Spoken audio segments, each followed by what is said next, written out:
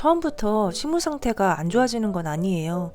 근데 이게 장시간 쌓여서 몇 달 쓰시면 잘못하면 식물이 점점 잎이 타기 시작하거나 화분흙에 곰팡이가 생기는 경우가 생기거든요.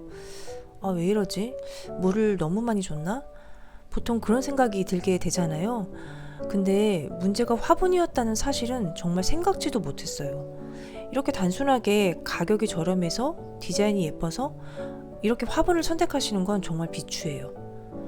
물을 자주 주는 편이거나 과습에 약한 식물이 많으시면 토분이나 슬릿 화분을 쓰시고요. 식물수가 많아서 비용이 걱정되시거나 물을 잘 안 주는 편이면 플라스틱 화분을 쓰시는 게 좋아요. 안녕하세요, 서툰나입니다. 오늘은 화분에 대해 얘기를 좀 해보려고 하는데요. 요즘 분갈이 많이 하는 계절이기도 하고 화분 어떤 거 써야 되나 고민하시는 분들도 계실 것 같아서 요즘 많이 사용하시는 토분, 플라스틱 화분, 그리고 슬립 화분에 대해서 얘기해 볼게요.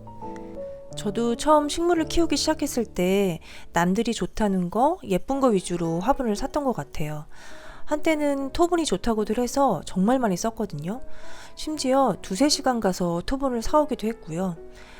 그리고 도자기 화분도 뭔가 핸드메이드 느낌도 나고 고급스러워서 사용하기도 했어요. 플라스틱 화분은 가격도 저렴하고 다양한 컬러도 많이 나와서 자주 사용했었습니다. 근데 정작 저는 화분을 선택할 때 식재할 식물을 전혀 고려하지 않았던 것 같아요.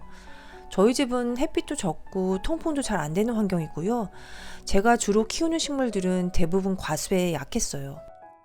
무조건 어떤 화분이 좋다 이런 건 아닌 것 같고요.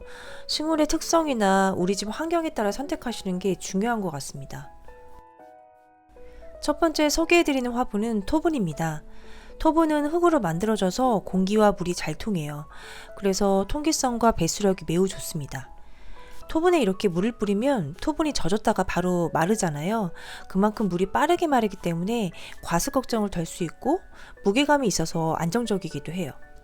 단점은 반대로 물이 빠르게 말라서 물을 좋아하는 식물은 물을 자주 줘야 합니다. 특히 여름에는 물 시중을 2-3번도 해줘야 하기도 하고요. 겨울에는 토분이 흡수한 수분이 얼어서 화분이 깨질 수 있어서 집안에 들여놓는 게 좋아요. 그리고 무겁고 깨지기 쉽기 때문에 아이가 있는 집은 주의하셔야 됩니다. 저도 몇 번 깨먹었습니다. 특히 시간이 지나면 이렇게 백화 현상이 생겨요. 물 줄 때 물속에 녹아있는 성분이 토분벽을 빠져나오면서 하얗게 굳는 현상인데요. 정기적으로 닦아줘야 하는 번거로움도 있고 사실 저는 물티슈로 쓱쓱 닦아주곤 했습니다. 토분은 물이 빠르게 마르니까 과습에 약한 유칼립투스나 올리브나무, 그리고 선인장, 다육식물을 식재하면 잘 자랄 수 있어요. 나중에 토분에 대한 자세한 영상도 더 올려볼 예정이니까요. 궁금하신 분들은 지금 구독해주세요. 두 번째, 플라스틱 화분이에요. 플라스틱 화분에 대한 오해가 기본적으로 다들 있으신 것 같아요. 플라스틱 화분은 통풍이 잘 안 된다? 식물의 성장이 좋지 않다. 화분에서 유해물질이 나올 수 있다? 환경에 해롭다. 근데 플라스틱 화분은 대부분 배수구가 있어서 물 빠짐도 좋고 적절한 크기의 식물을 식재하면 뿌리 성장에 아무런 문제가 없어요. 그리고 요즘에는 재활용 가능한 플라스틱 화분이 많이 나오고 있고요. 대부분의 화분은 유해물질이 방출되지 않도록 잘 나오고 있어요. 단점은 통기성이 좀 낮아서 과습이 올 수 있고요. 햇빛에 장시간 두면 색이 바래지는 단점이 있습니다. 그래서 플라스틱 화분에는 습도를 좋아하는 필로덴드론이나 과습에 민감하지 않은 페페로미아, 그리고 스킨답서스를 식재하면 잘 자랄 수 있어요. 요즘 많이들 사용하시는 화분이죠. 슬릿 화분입니다.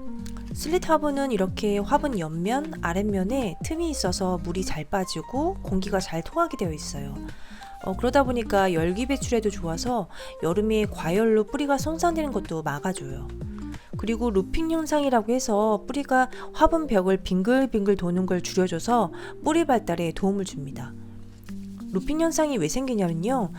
식물 뿌리는 원래 사방으로 퍼져서 자라려고 하는데 배수나 통기성이 부족하면 더 이상 뻗을 것도 없고 산소 부족을 피하려고 바깥쪽으로 돌면서 감기기 시작하는 거예요.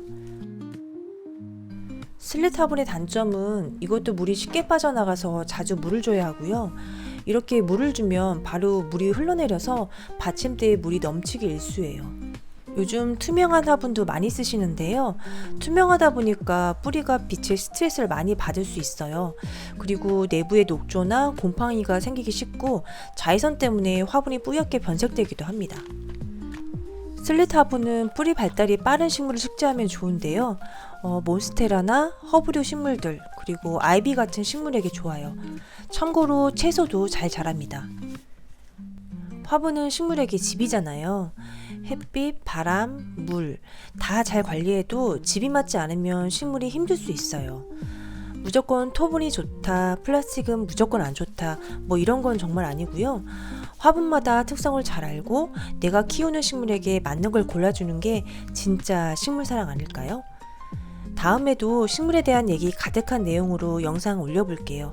영상이 도움이 되셨다면 구독과 좋아요 그리고 댓글로 소통 많이 해주세요.